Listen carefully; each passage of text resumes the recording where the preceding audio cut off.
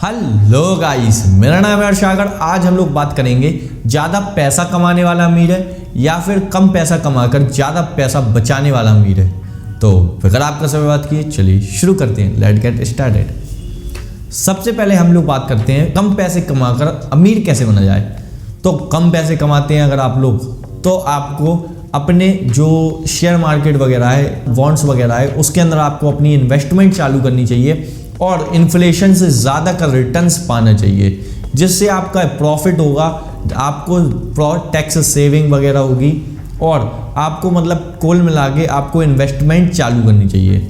जैसे जो नॉर्मल इंसान होता है, मान लीजिए 10, 15, 20, 50 हज़ार की नौकरी करता है, अगर आप लोग 60-70 हज़ार रुपये महीना कमाते हैं तो आप लोग आपको अपने एक्सपेंसेस को कम करके एसेट्स बिल्डअप करनी चाहिए, जो आप लोग शेयर मार्केट के अंदर पैसा लगाएं, क्रिप्टो करेंसीज के अंदर लगाएं अगर आपको समझ में आती है तब, और म्यूचुअल फंड्स वगैरह के अंदर इन्वेस्ट करें, ना कि आप एफडी कर दें, सेविंग अकाउंट में डलाए पैसा और अलग उल्टी सीधी जगह आपने पैसा फंसा दिया। वो चीज़ आपको अवॉइड करनी है और आपको इन्वेस्टमेंट करनी है लॉन्ग टर्म। लॉन्ग टर्म अगर आप इन्वेस्टमेंट करते हैं रिसर्च के साथ, तब आप लोग ये जानेंगे कि आपका जो प्रॉफिट बनना है वो नेक्स्ट लेवल अंत है बनना है, और उसको कंपाउंड होने के लिए छोड़ दीजिए। फिर आप एट द एंड में देखेंगे कि आपको ये समझ में आएगा जो आप 20-30 हज़ार रुपये पर मंथ इन्वेस्ट कर रहे हैं, उससे आपने लाखों करोड़ों रुपए इनफैक्ट मतलब 15 से 20 करोड़ रुपए आपके पास इकट्ठा हो जाएगा। अब इस चीज़ को सोच के देखो, जो 15-20 करोड़ रुपए है उसको भी ना छेड़ो, 100 साल और डलर रहने, तो फिर देखो वो कितना होता है। आपको हम लोग दिखाते हैं रिटर्न्स अपने मोबाइल के ऊपर कि कितना आपको रिटर्न मिलेगा अगर आप 20 हज़ार रुपये पर मंथ डालते हैं। 20 का भी दिखाएंगे, 30 का भी दिखाएंगे और रेट ऑफ रिटर्न्स के साथ। जैसे मेरी एज अभी 18 है, मेरे पास और ज़्यादा टाइम है, 42 साल है, 42 ईयर्स मैं अराउंड लेके चलता हूँ कि 25 साल तक आप लोग इतना रुपये कमाना और बचाना स्टार्ट कर देते हैं। तो 35 साल का एग्जाम्पल लिया मैंने। रेट ऑफ रिटर्न मैं रखता हूँ बेसिक 15%, क्योंकि 10-12% तो आपको गोल्ड ही में मिल जाता है। अगर आपको जानना है कि गोल्ड में 10-12% का रिटर्न, आई बटन में आ जाइए। 15% का रिटर्न हमने डाल दिया है। 44.58 करोड़ रुपीज़ हो रहा है इसका रिटर्न। अब आप सोच के देखिए कितना सारा रिटर्न है। अगर आप इसी को 100 साल और कंपाउंड होने दें, अभी आपने 35 साल कंपाउंड किया, आपका बच्चे को भी इसको कंपाउंड करने दीजिए। अब दिखाता हूँ मैं आपको टोटल, अगर आप 99 साल तक इन्वेस्टेड रहते हैं तब कितना होगा। 44 करोड़ रुपए आपने इकट्ठा किए इन्वेस्टिंग कर करके। अब उसका आपका जो बच्चा है वो सिर्फ कंपाउंड होने बस के लिए छोड़ देता है। अब देखते हैं रिजल्ट क्या आता है। और 65 ईयर्स, जैसा कि हम लोगों ने 100 साल का बात करी, 100 साल को टोटल 35 पहले कर लिए, 65। रेट ऑफ इंटरेस्ट 15 रखते हैं, कोई दिक्कत नहीं। अब आप देखो सीधा मैजिक, 1, 10, 100, 1000, 10,000 लाख, 7,10,000 करोड़, इतना सारा रुपए हो रहा है। 7 लाख करोड़ से ज़्यादा हो रहा है।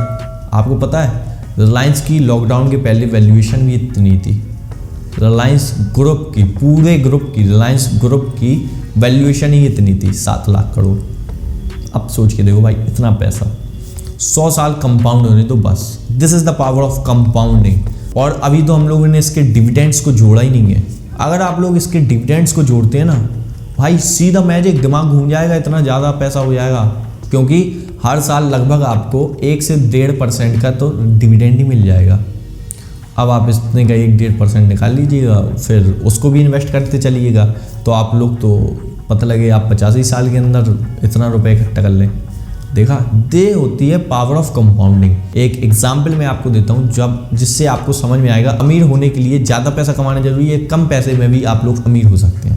साइकोलॉजी ऑफ मनी के ऑथर ने एक स्टोरी शेयर करी, वो स्टोरी मैं आपके साथ भी शेयर करता हूँ। उन्होंने ये बताया, एक वॉचमैन था अमेरिका का, नाम भी उन्होंने बताया था, मेरे को थोड़ा नाम याद नहीं है, रिमेंबर नहीं है, कि सैलरी पर मंथ की लगभग 8,000 से 10,000 रुपये थी।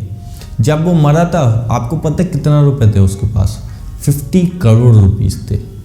अब आप पूछेंगे भाई 8-10 हज़ार की नौकरी करता है, ऐसा क्या करने लगा कि 50 करोड़ इकट्ठा हो गया? ठीक है। और दूसरे ही हाथ में जो ज़्यादा कमाता था, जो 2-3 लाख रुपए महीना कमाता था, उसकी वो पता आपको 2008 के टाइम पे बैंकरप्सी फाइल किया। अब आप कहेंगे भाई एक इतना ज़्यादा कमा के भी करोड़पति हो गया और एक बंदा इतना कम कमा के कैसे करोड़पति हो गया मेरे भाई। भाई ये पावर है कंपाउंडिंग की। अगर आप लोग कंपाउंड करेंगे और आप सोचते हैं ना हम मिडिल क्लास हैं, हमारा बनना नहीं है सपना करोड़पति, या हम 100 200 500 करोड़ नहीं कमा सकते, आप लोग कमा सकते हैं मेरे भाई। आपके पास तो एक मिरेकल है कंपाउंडिंग का, शेयर मार्केट है। आपको पता अमेरिका के मार्केट में 50% से भी ज़्यादा लोग इन्वेस्टेड हैं शेयर मार्केट के अंदर। जहाँ जितने भी लोग हैं वो लोग शेयर मार्केट के अंदर पैसे लगाते हैं और उनका पैसा मल्टीप्लाई होता रहता है ज़्यादा अमाउंट से।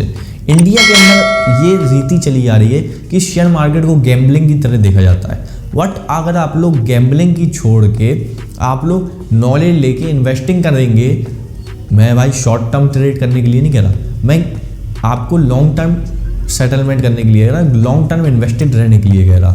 उसको अगर आप करते हैं तो आप लोग भी हो सकता है कि मिलीनियर से तो इनफैक्ट मैं ज़्यादा कह सकता हूँ, मिलीनियर से ज़्यादा आप लोग कमा सकते हैं। आप लोग भी क्या पता, और आप वॉचमैन तो नहीं हैं, आप बिजनेसमैन हैं, आप 50,000 60,000 70,000 रुपये महीने कमाते हैं। अब सोच के देखो भाई क्या कितना मनी।